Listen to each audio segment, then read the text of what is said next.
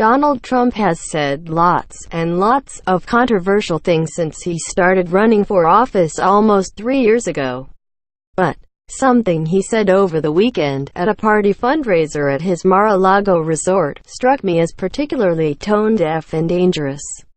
Speaking about China's President Xi Jinping, who led the charge to repeal the country's term limits law last month, Trump said this: "He's now president for life. President for life. No, he's great. And look, he was able to do that.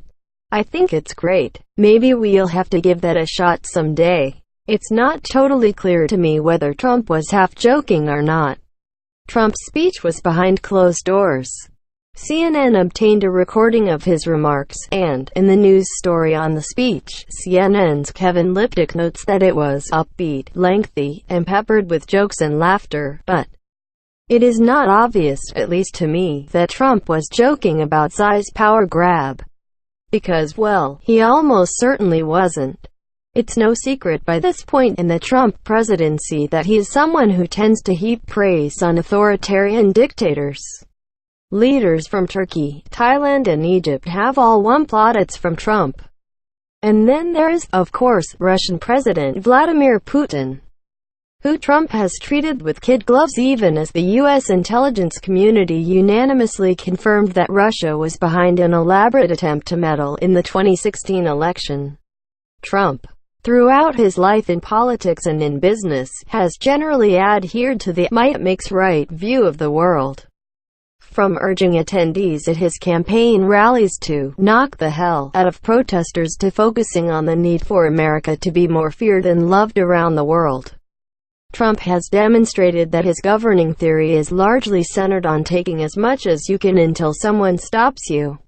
That worldview is what makes Trump's thought on Xi all the more chilling. Here's the key bit, and look, he was able to do that. I think it's great. He was able to do that. The moral question, should the most powerful person in a country be able to decide how long he or she serves, is entirely lost on Trump. The only thing that matters is that she was able to make it happen. If he was able to do it, that makes it right in Trump's world. On a micro level, Trump's willingness to give President for life a shot someday should be very concerning to anyone who is a fan of democracy. There's a reason, after all, that we have the 22nd Amendment in the Constitution. It's not to protect the chief executive. It's to protect the people.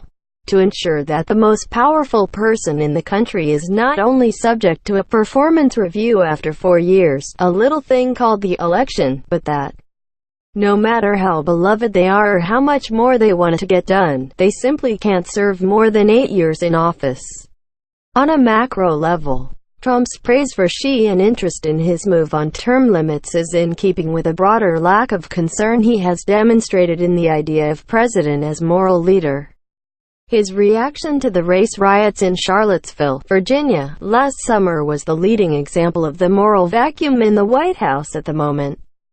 Trump's decision to endorse Roy Moore's Senate campaign amid a series of allegations about sexually inappropriate behavior against the Alabama Republican was another. And now, this. Trump's redefining of the presidency takes all sorts of shapes and forms. Some are good molds to break. Others have little long-term impact.